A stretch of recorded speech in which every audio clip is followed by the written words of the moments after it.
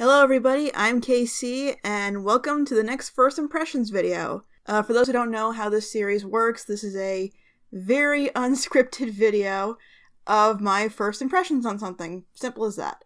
The only reason I mentioned that it's very unscripted is because I might slow down or talk over myself, or, it's not very polished, but I wanted to get these impressions out quickly. And today, these are my first impressions on Sherlock Season 4, Episode 1, The Six Thatchers. I have waited so long for this to come out.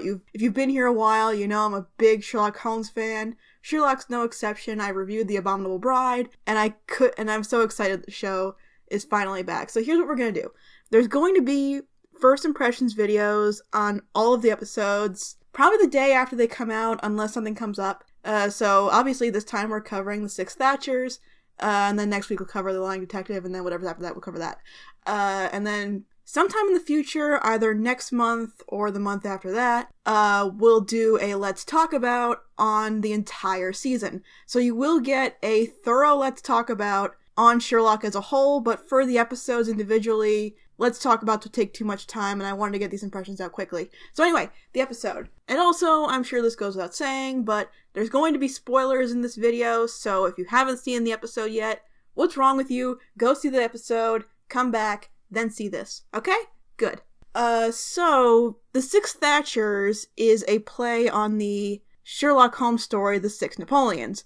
Not a very well-known one to casual fans, and not one of the best, but a classic nonetheless. It's a good story. And this episode pretty much picks up right from where technically his last vow left off, because The Abominable Bride was like an hour after his last vow, and then we pick up from where Sherlock was going after he left the airport in The Abominable Bride. So they go over how they're going to fix the problem he was in his last vow, and then we move on to what Sherlock is doing after that, the birth of John and Mary's baby. I don't have a whole lot to say about that. It's entertaining, and if you like it, great. If not, it won't take up much of your time. I'm more focused on talking about the cases. Now, while the first half is focused on the case of the Six Thatchers, which are statues of Margaret Thatcher — I can't believe I didn't pick up on that from the title — that are getting busted all over the place because presumably there's something inside of it.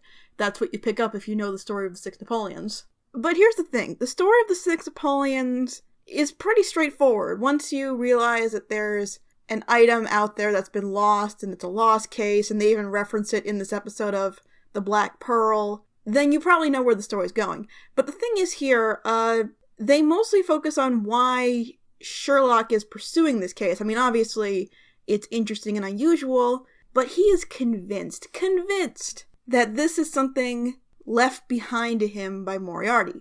That Moriarty is still trying to play with him, and whether or not that's true has yet to be seen, but I don't think it's directly that. I don't think that's what they're trying to say. Something's up here, but whether or not it's linked to Moriarty or someone out there just wants Sherlock to think it's connected to Moriarty has yet to be seen. But clearly he's not I mentioned in The Abominable Bride that Sherlock isn't really fascinated by the fact that Moriarty or some of Moriarty's cohorts may still be out there, but he's haunted by it because it's something he still doesn't know. If you want to get to a root of Sherlock Holmes as a character, give him something that he cannot solve, or we think he can't solve. So the idea that Sherlock thinks that Moriarty has something to do with the statues and with the Pearl and pretty much anything related to that drive the first half of the episode until the first big reveal of why the Margaret Thatcher statues are being smashed to begin with. But before we go into that, I wanted to go over a couple other things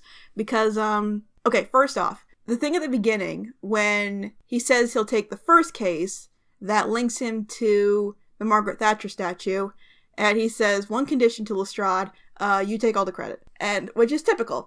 Sherlock has done that pretty much since the books. But then Lestrade comes back and says that it won't matter if he takes the credit because Watson will write about it on his blog and Sherlock will get the credit anyway.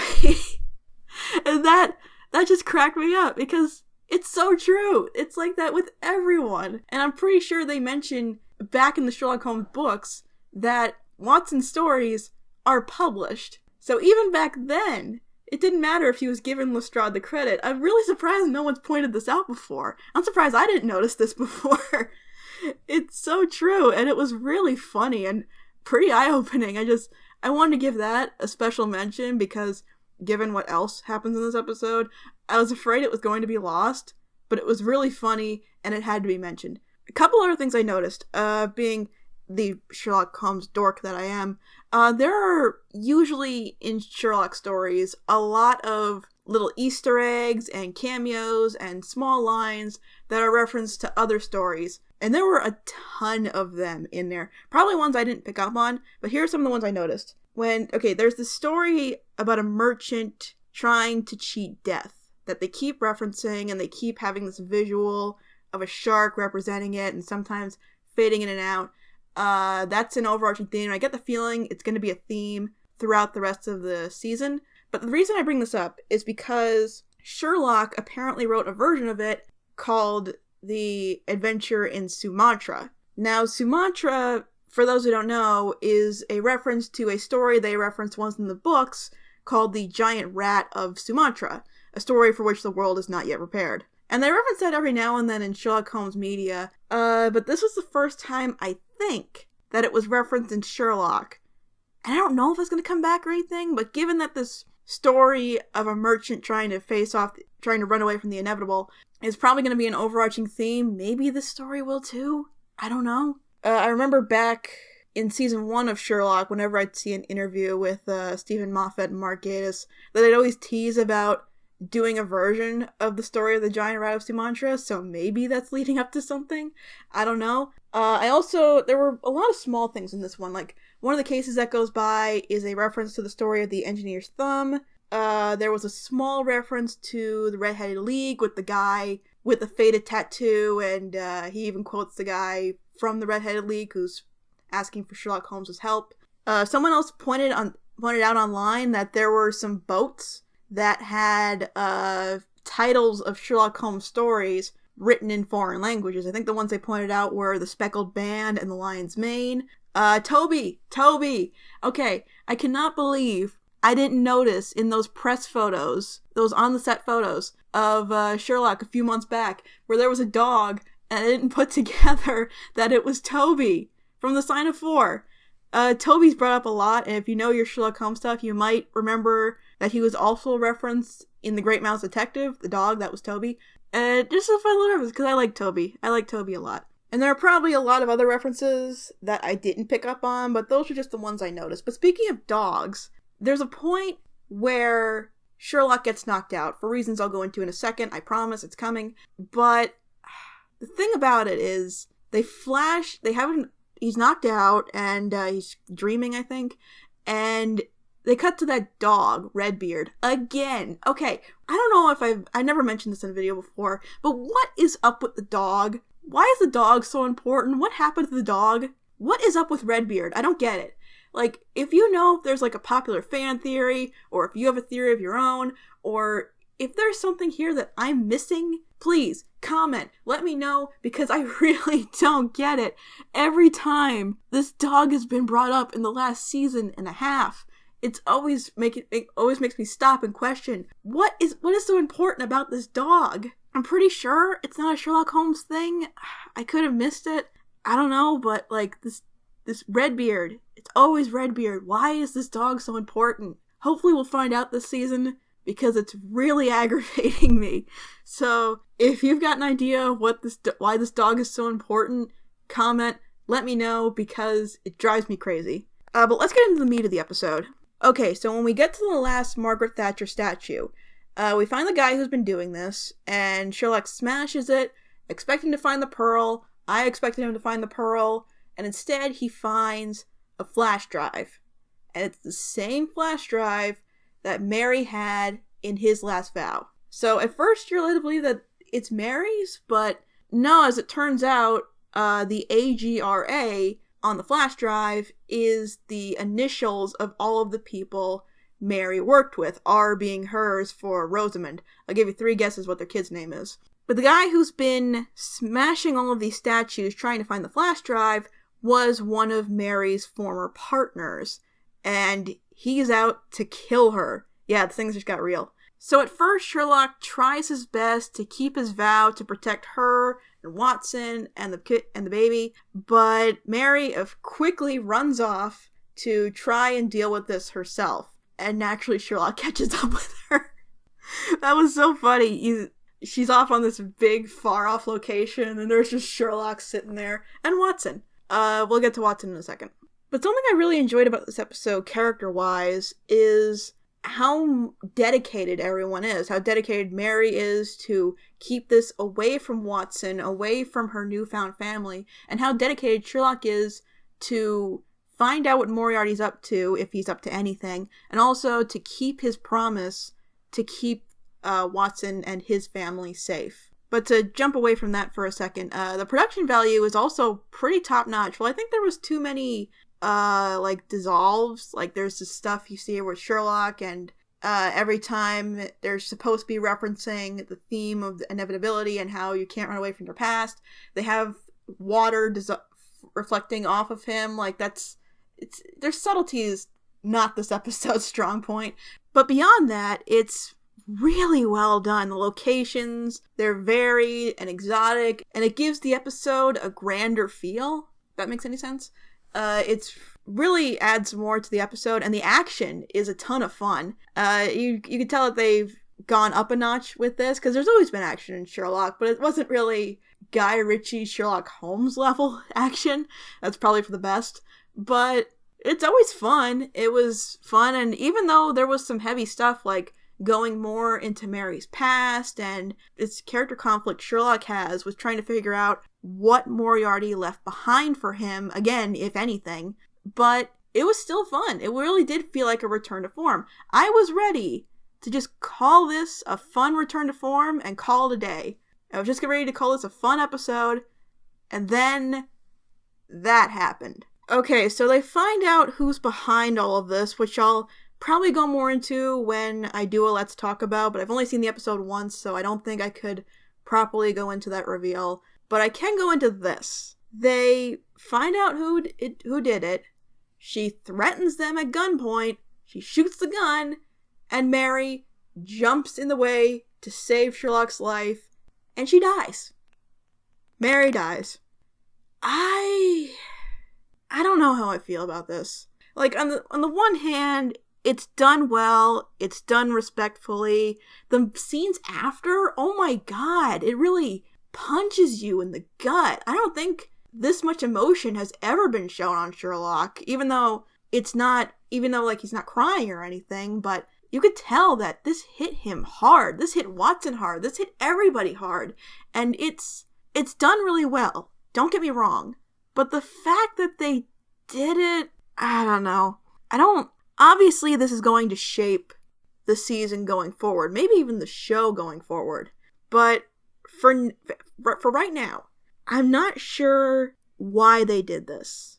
Because here's the thing about Mary. If you're a Sherlock Holmes fan, you probably know this about Mary already, but Mary sucks. Like, from the books, she sucks. Any adaptation that tries to bring her up, she sucks. She is there to be Watson's love interest, to be married to him, but they don't really mention it that much. She's just kind of, oh, you're going off with Sherlock Holmes? Okay, bye. And that's it. And I think by the time they killed Sherlock Holmes off, and then they brought him back a few years later, Mary was dead from, I don't know, consumption or something. Who cares? They cared that little about Mary. And any adaptation since has pretty much done the same thing. Mary's a throwaway. And as far as I know, none of the other adaptations, even the best ones, have treated Mary more as a one-off love interest. I don't think any of them have even gone through with the marriage, except Sherlock. But here's the thing. Sherlock is an exception. Mary is amazing in Sherlock. Even before we knew she was this secret agent, assassin person, whatever she is.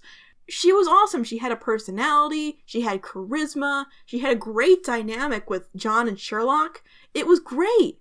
And it was great to have her as a member of the team. And to see that taken away, this is the coolest, best version of Mary ever, and probably ever will be. And now she's gone. Look, I get it. I know that most Sherlock Holmes adaptations, at the end of the day, are about Holmes and Watson. That's been true since the books. But in my opinion, I don't think this show was hurt by having Mary involved. Some of my favorite scenes in Series 3 involve Mary with John and Watson on their cases, and even in this episode, there were some really funny moments with Sherlock and Mary, and that journey they had around town. It's a fun dynamic. And now it's gone. I don't know. Like, look, if they'd made Mary as dull a love interest as she has been since Victorian times, then we would have been, okay, nobody would have cared. And I know there are people who don't like Mary, and while I don't understand that, that's fine. I mean, I know John Long shippers really don't like her, but that's beside the point. I don't get why this happened. Why are they doing this? Again, it wasn't badly done in the show. It was very well executed, even though Mary probably shouldn't have been able to give that long a goodbye speech with a giant hole in her chest, but whatever, that's TV logic. They're not the only ones to have done that. But for now, I'm just confused. I'm not sure why they did this. Again, very well done, but this is why I wanted to wait until the whole season was over to do a proper review, a proper let's talk about, because I want to see where they're going with this. I want to see how this will affect the show. I want to know if it's worth it to not have Mary be a part of it anymore. And there was a thing.